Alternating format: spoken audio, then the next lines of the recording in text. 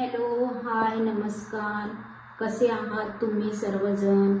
तुमचे माझ्या मेहरा माई की रसोई या यूट्यूब चॅनलवर स्वागत आहे.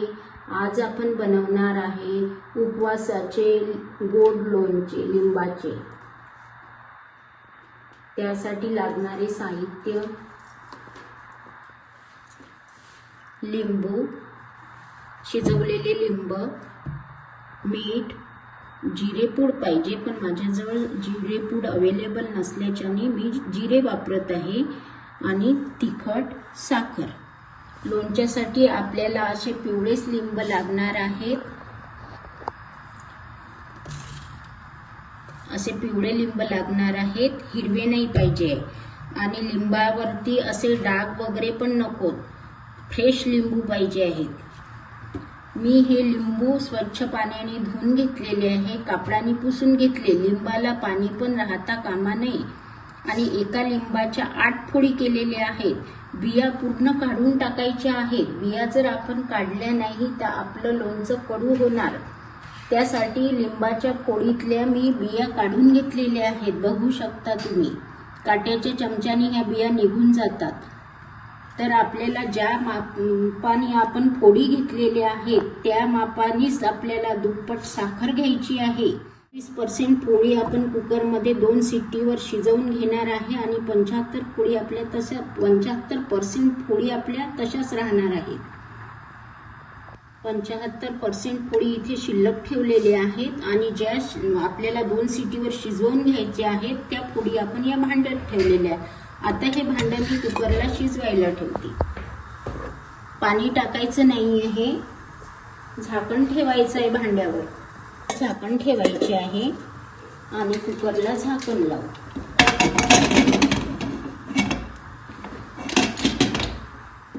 आपल्याला या लोणच्यामध्ये टाकायसाठी साखर, लिंबू ज्या मापाने आपण लिंबाच्या फोडी मोजून घेतलेल्या आहेत त्याच्या दुप्पट आपल्याला साखर घ्यायची आहे. एक माप मी याच्यात टाकलेला आहे, तुम्हाला दिसत आहे, आणि एक इथे भरून घेतलेला आहे. चवीपुरते मीठ आणि तिखट टाकायचे आहे. जिरेपूड टाकायची. ह्या फोडी आपण शिजवून घेतलेल्या आहेत त्या आपण मिक्सरच्या भांड्यातून क्रश करून घेऊया पल्स मोडवर.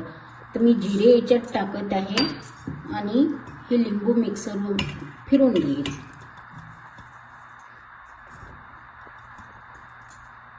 मिक्सर मधून फिरवून घेतलेला आहे, बघू शकता तुम्ही. जास्त बारीकही नको आपल्याला आणि जास्त जाड पण नको. आता हे याच्यात टाकून एकत्र करायचं आहे.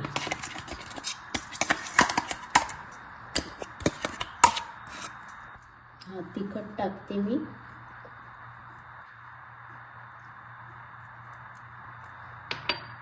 मीठ आणि साखर.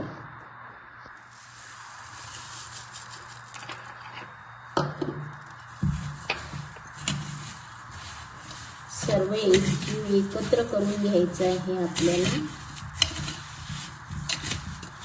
इथे आपले उपवासाचे गोड लिंबाचे लोणचे तयार आहे. हिवाळ्याच्या दिवसांमध्ये बाजारात खूप छान लिंब येतात. तुम्ही नक्की करा आणि कमेंट्समध्ये मला सांगा कसे झाले.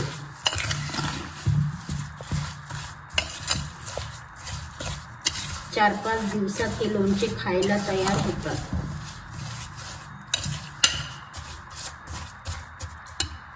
जर तुम्हाला दुप्पट साखरेचं प्रमाण नको असेल तर तुम्ही 1.5 पण साखरेचं प्रमाण टाकू शकता. इथे आपले उपवासाचे लिंबूचे गोड लोणचे तयार झाले. तुम्ही नक्की करून बघा आणि कमेंट्समध्ये सांगा कसे वाटले. व्हिडिओला लाईक करा आणि मेहरा माई की रसोई या यूट्यूब चॅनलला सबस्क्राईब करा आणि मैत्रिणींसोबत शेअर करा. धन्यवाद.